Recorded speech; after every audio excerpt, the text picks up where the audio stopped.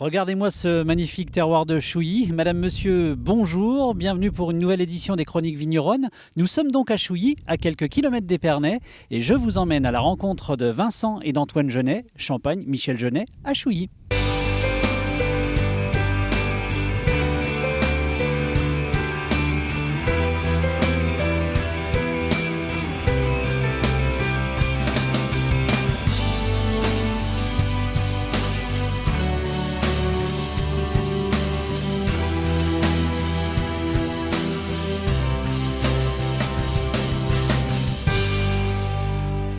Alors Antoine, bonjour, nous sommes à Chouilly, merci de nous accueillir sur ce terroir de Chouilly. Quelles sont les particularités de ce terroir? Alors c'est l'un des plus vastes terroirs en Champagne. Ça y couvre un peu plus de 520 hectares. Et notre particularité, c'est avec cette largeur, c'est d'aller du Mont Bernon à la sortie d'Épernay jusqu'au Montaigu, avec différents coteaux qui vont pouvoir apporter beaucoup de richesse au terroir de Chouilly. Alors sur ce terroir, vous y cultivez, on va utiliser cette expression, vos vignes. Quelles sont les spécificités du travail que vous faites? Parce que j'ai vu que vous étiez des manufactureurs. Donc est-ce que tu peux...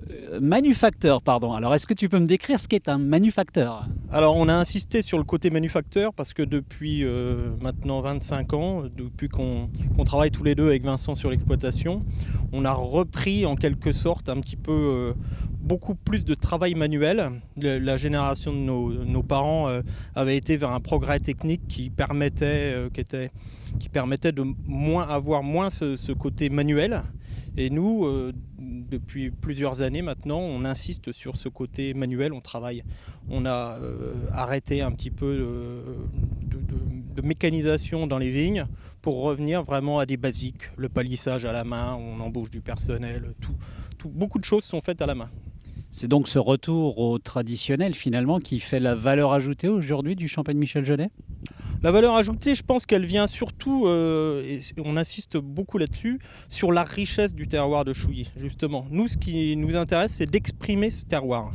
Le terroir, c'est vraiment une complexité, tu sais, ça va du climat, de la topologie, de la géologie, et puis de l'autre côté, tout le travail de l'homme, justement, ce qu'on va pouvoir apporter d'une part à la terre et puis à la plante. Et donc c'est ce qui nous intéresse. Nous, on a la chance, c'est d'avoir sur tout ce vaste terroir un peu plus de 30 parcelles. Donc on va essayer justement de faire ressortir le meilleur de chaque parcelle. Et puis c'est ce qui va composer un petit peu la mosaïque dans le Champagne Genet. Alors le Champagne Genet, travailler avec soin, à la main, vous cherchez bien évidemment à travailler la vigne au mieux. Il y a cette relation forcément entre le raisin, le fruit qui sort et le sol. Et vous travaillez ce sol avec une particularité aussi également, je pense? Non, alors après on essaye un peu tout, tu sais, on n'a pas une technique particulière. Après, on a certaines parcelles qui sont complètement enherbées, où on va vraiment laisser toute l'herbe s'exprimer. Il y a d'autres parcelles, effectivement, où on va travailler sous le rang uniquement un petit peu. Mais l'objectif, justement, c'est de faire vivre la biodiversité au maximum. Donc la biodiversité, c'est d'une part ce qui est au-dessus, les plantes qui vont pousser, c'est aussi les animaux qu'on va voir et qu'on a plaisir à croiser le matin quand on arrive aux vignes, et puis toute la biodiversité du sol. Alors, n'hésitez pas, suivez le compte Instagram aussi du Champagne Michel Genet, parce qu'il y a de très très belles photos qui sont postées, en tout cas du terroir de Chouilly. Et vous verrez, ça vous laisse rêveur, les photos le matin sur la brume, sur les vignes, etc. C'est juste superbe. Après avoir vu les vignes, moi je vous invite à passer directement maintenant à l'exploitation. On va aller voir un petit peu ce qui se passe en cuverie et en cave.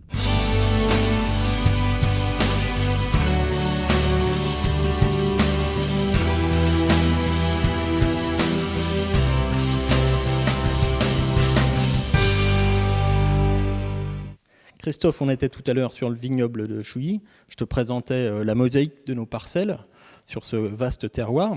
On a voulu aller au bout de la démarche avec Vincent en complétant notre cuverie par cette nouvelle cuverie, ce chai, pour aller au bout de la démarche et avoir vraiment du parcellaire.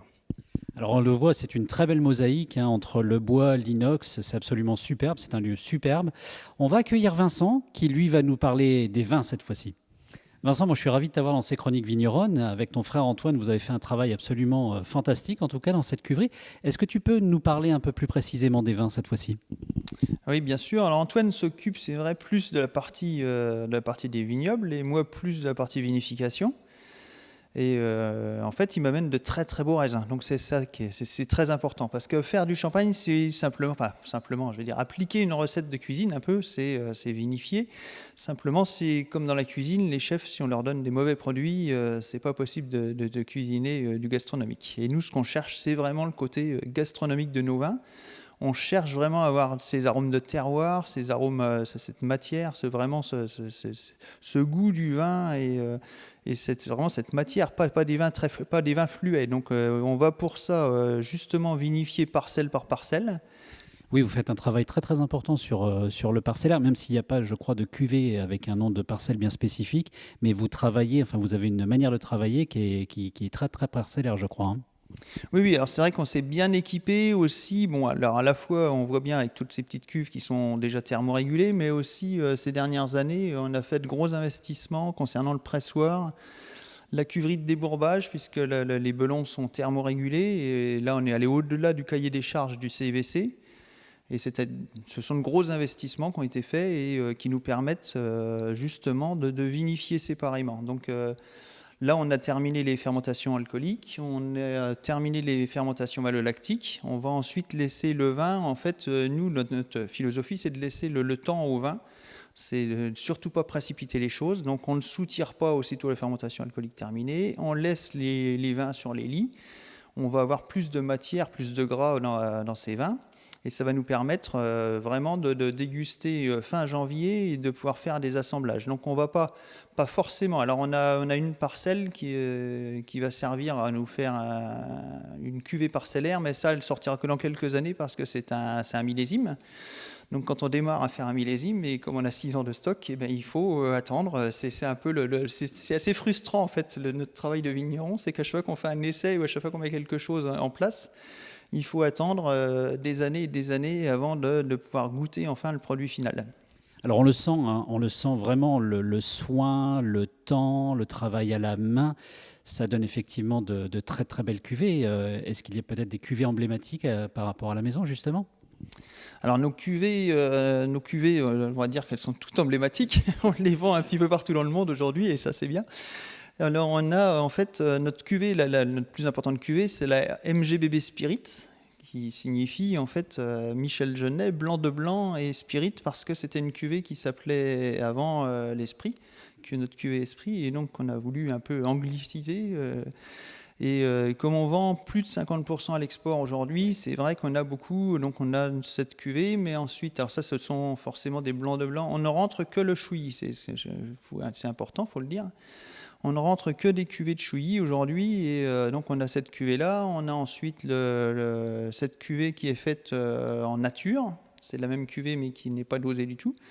Et ensuite, après, on a le MGBB Vintage, donc ça c'est pour les millésimes, le Red Blend 9208. Alors pourquoi Red Blend 9208? Ça c'est en fait un mélange en fait de rouge et de blanc, qui nous permet, nos clients étant des clients habitués au chardonnay et au blanc de blanc de la Côte des Blancs, leur faire un rosé de saignée avec du pinot noir ou du pinot meunier, c'est un petit peu ça n'allait pas pour Donc on préfère des vins d'assemblage, donc on fait 92% chardonnay et à peu près 8% de rouge, qui sera d'ailleurs bientôt maintenant du rouge fait aussi à Chouilly, puisqu'on est maintenant aussi en 100% pour le pinot noir sur Chouilly. Alors on le sait, la période a été compliquée cette année, le Covid, le confinement, etc. Est-ce que vous avez quand même pu accueillir quelques clients à l'exploitation, quelques visiteurs de passage?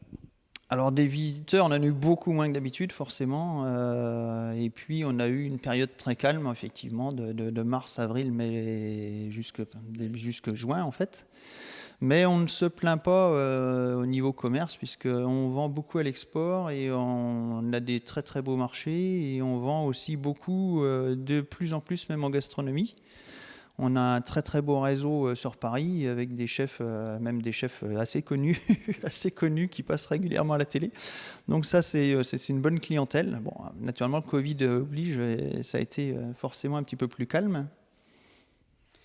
N'hésitez pas, c'est à Chouilly, Champagne Michel Genet. Merci Vincent en tout cas et Antoine aussi pour ce bon moment que nous avons tous passé ensemble. Alors surtout, vous retrouvez les chroniques vigneronnes, c'est sur Champ TV, mais pensez bien, en tout cas si vous allez au restaurant, comme vient de le dire Vincent, n'hésitez pas à regarder bien la carte, vous trouverez vraisemblablement du Champagne Michel Genet. À très bientôt pour de nouvelles chroniques vigneronnes.